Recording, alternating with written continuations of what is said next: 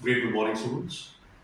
Hopefully आप सब ठीक होंगे और अपनी सेहत का ध्यान रख रहे होंगे। आज का हमारा टॉपिक जो है वो है speculative demand for money.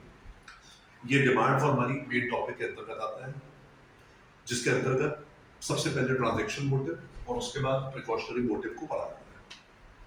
Transaction और प्रिकॉशनरी मोटिव इनकम पे डिपेंडेंट है, हालांकि हमारा स्पेकुलेटिव मोटिव जो है वो इंटरेस्ट पे डिपेंडेंट है। तो आज हम बात करेंगे सिर्फ और सिर्फ इंटरेस्ट डिपेंडेंट स्पेकुलेटिव मोटिव। उसके लिए हम अपनी स्टडी को दो पार्ट में डिवाइड करेंगे। पहले ये चार्ट जो बताएगा पार्ट ए, जिसमें रिलेशन बताया जा रहा है रेट ऑफ इंटरेस्ट का प्राइस ऑफ बॉन्ड से, और दूसरा पार्ट होगा हमारा कि डिमांड फॉर मनी कब और कैसे बढ़ती है घटती है, ये हम डिस्कस करेंगे। पहला पार्ट पे हम नजर दौड़ाते हैं, पहले पार्ट पे जिसमें हम रेट ऑफ इंटरेस्ट और प्राइस ऑफ बॉन्ड के बीच में रिलेशन एस्टैब्लिश करेंगे। सबसे पहले हम ये नोट करेंगे कि इन दोनों के बीच में जो रिलेशन है वो इनवर्स है। They are inversely related. 5% 540 रुपए, 6% उससे कम, 7% उससे कम।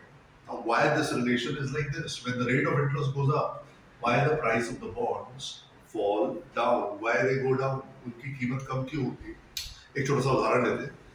हम बॉन्ड्स की कीमत 540 5% ना लेते हुए एक छोटा सा उदाहरण लेते हैं। फेस वैल्यू हमारे बॉन्ड की है 100 रुपए, और ये बॉन्ड जो मैंने खरीदा है गवर्नमेंट का, उस पर मुझे मिल रहा है 5% के आधार पे हर साल 5 रुपए का आश्वासन कि मुझे 5 रुपए मिलेगा, और साथ ही साथ ये जब बॉन्ड एक्सपायर हो जाएगा तो मुझे अपना बॉन्ड का प्रिंसिपल अमाउंट 100 रुपए भी मिल जाएगा। राइट, 5% 5 रुपए, और एक्सपायरी के बाद मुझे पूरा प्रिंसिपल अमाउंट वापस मिलेगा।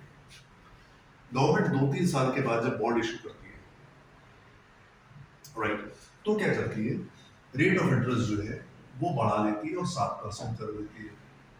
अब जब 7% बॉन्ड का इंटरेस्ट रेट बढ़ता है और गवर्नमेंट रेट बढ़ाती है, तो डिमांड इस वाले बॉन्ड की बढ़ जाती है, और ये वाला बॉन्ड जो है रेस में थोड़ा सा पीछे हो जाता है। क्यों? क्योंकि इस पे ब्याज दर कम है। इस पे ब्याज दर जो है वो सब इसके मुकाबले ज्यादा है, इससे ज्यादा है, एटलीस्ट 5% वाले से। एज अ रिजल्ट मैं भी इसके पीछे भागूंगा और बाकी लोग भी इसके पीछे भागेंगे इस बॉन्ड को खरीदने के लिए, क्योंकि इसका ब्याज दर जो है 7% है, बनिस्पत किसके, इस बात की।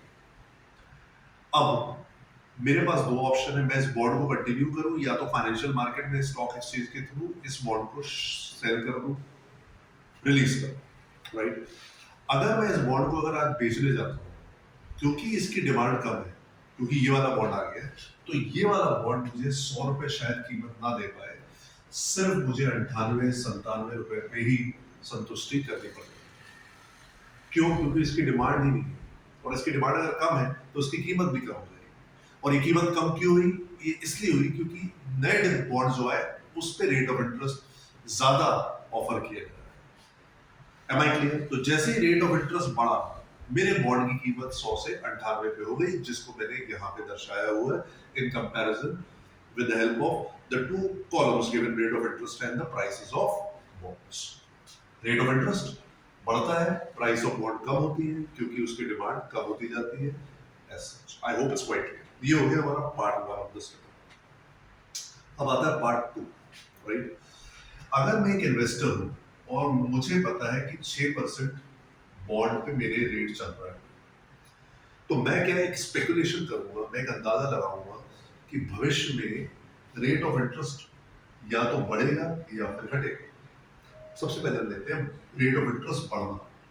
अगर मैं उम्मीद करता हूं कि 15 दिन बाद रेट ऑफ इंटरेस्ट बढ़ने वाला है, इसका दूसरा मतलब ये हुआ कि मेरे बॉन्ड की जो कीमत है वो 15 दिन के बाद 505 रुपए होने वाली है, जिसकी अभी की कीमत 525 रुपए। अगर 505 रुपए होगी तो मैं अगर उस बॉन्ड्स को अपने पास रखूंगा तो मुझे नुकसान होगा, क्योंकि मुझे उसको बेचना पड़ेगा 505 में। तो मैं क्या एक्शन लूंगा? मैं तुरंत अभी के अभी ये बॉन्ड्स को सेल करूंगा और कैश की डिमांड को जो है वो बढ़ा दूंगा। क्यों कैश की डिमांड बढ़ाऊंगा? क्योंकि जब मैं बॉन्ड्स को बेचूंगा तो मेरे पास कैश आएगा, पैसा रिलीज होगा, तो मेरी डिमांड फॉर मनी बॉन्ड्स खरीदने के लिए कहलाई जाएगी स्पेकुलेटिव डिमांड, और ये स्पेकुलेटिव डिमांड स्पेकुलेटिव मोटिव के कारण अभी बढ़ गई है, क्योंकि मेरी कैश की रिक्वायरमेंट बढ़ गई है बॉन्ड्स को बेचने के कारण। अगर मैं बॉन्ड्स बेचता हूं तो मेरे पास कैश आएगा और उससे मेरी speculative demand for money will rise, my demand for holding the cash will rise.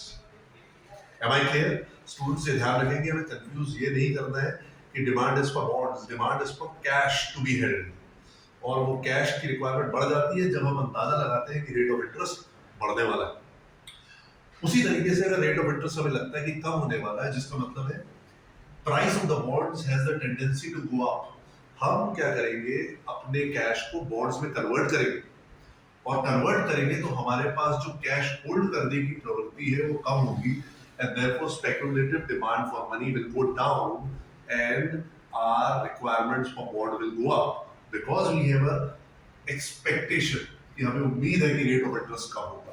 तो जब रेट ऑफ इंटरेस्ट कम होने की उम्मीद होती है तो फिर प्राइस ऑफ बॉन्ड बढ़ने की भी उम्मीद होती है। इसीलिए हम अपने पैसे को बॉन्ड में कन्वर्ट करवा लेते हैं, इसलिए speculative demand for money goes down. I hope it's quite clear students. So two parts में हमें स्टडी करनी थी, एक relation between interest and bonds, and second what happens if we presume कि रेट ऑफ इंटरेस्ट बढ़ेगा तो हम cash की डिमांड बढ़ाएंगे या घटाएंगे, या फिर रेट ऑफ इंटरेस्ट अगर हम उम्मीद करते हैं कम होगा तो फिर डिमांड कैश की बढ़ेगी। I hope all of you understood it. अगर किसी को कोई डाउट है तो कमेंट सेक्शन में अपनी व्यू लिख सकते हैं।